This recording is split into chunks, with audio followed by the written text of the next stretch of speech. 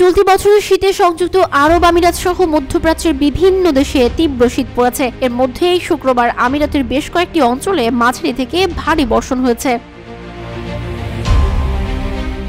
দেশটির আবহাওয়া দপ্তর ন্যাশনাল সেন্টার অব মেটেরোলজি জানিয়েছে, রাজধানী আবুধাবি, দুবাই, শারজাহ, ফেজাইরা, রাস আল খাইমা ও উম্মুল কোয়াইনের বিভিন্ন এলাকায় বর্ষণ হয়েছে। তবে আজমান এমিরেতে এখনো কোনো বৃষ্টিপাতের খবর পাওয়া যায়নি।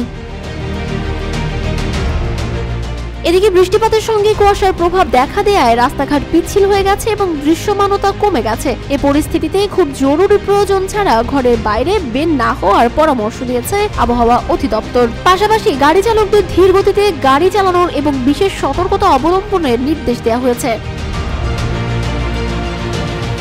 আবহাওয়া দপ্তর জানিয়েছে, শুক্রবার দিনব্যাপী থেমে থেমে বৃষ্টিপাত অব্যাহত থাকবে, তবে শনিবার থেকে আবহাওয়ার উন্নতি আশা করা হচ্ছে।